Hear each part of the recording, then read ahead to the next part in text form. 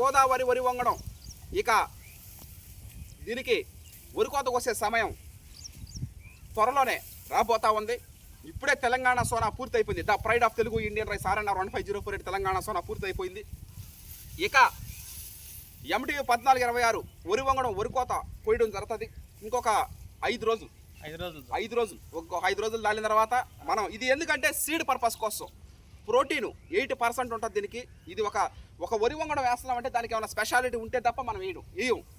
ఇప్పుడు తెలంగాణ సోనా ఎందుకు వేస్తాం? షుగర్ పేషెంట్కి బెనిఫిట్. ఇది ప్రోటీన్ 80% ఉంటుంది, మిగతా ఏ వరి వంగడానికి ఉండదు.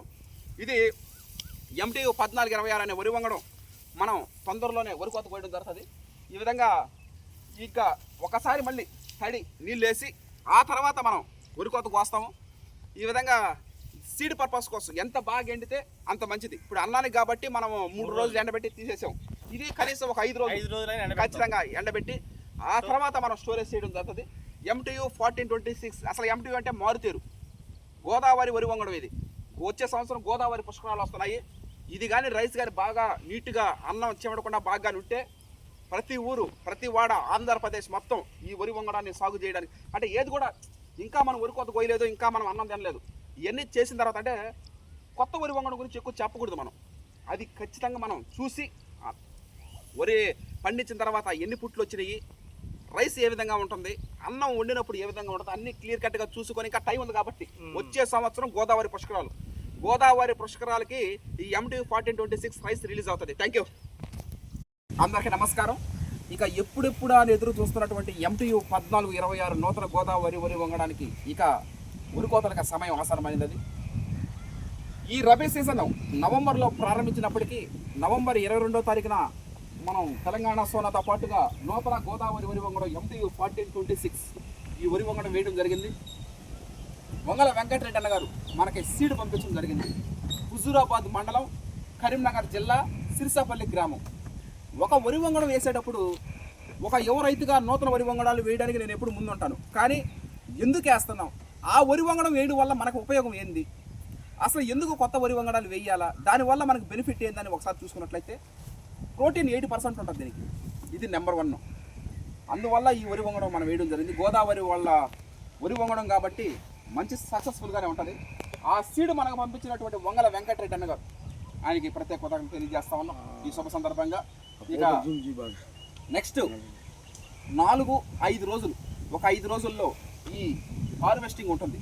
అసలు గోదావరి అంటేనే వరి, వరి అంటేనే గోదావరి, గోదావరి పేరులోనే ఉంది వరి. ఈ విధంగా గోదావరి పేరులోనే ఉంది వరి. ఈ వరి వంగడం మనం వేయడం ఒక సంతోషకరమైన విషయం.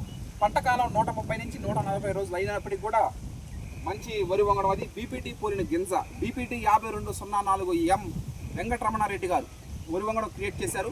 దాదాపు 40-50 సంవత్సరాల నుంచి ఒక వెలుగు వెలగతా ఉంది ఆ వరి వంగడం. ఆ వరి వంగడానికి దీటుగా ఈ వరి వంగడాన్ని క్రియేట్ చేశారు మారుతేరు వరి పరిశోధన స్థానం వాళ్ళకి ముందుగా ప్రత్యేకత తెలియజేస్తున్నాం ప్రకృతి రత్న అర్షత్ విహారం టీం తరఫున. ఇక త్వరలో ఈ వరి వంగడం MTU 1426 వరి వంగడం వరి కోతలో కలుస్తాం. Thank you.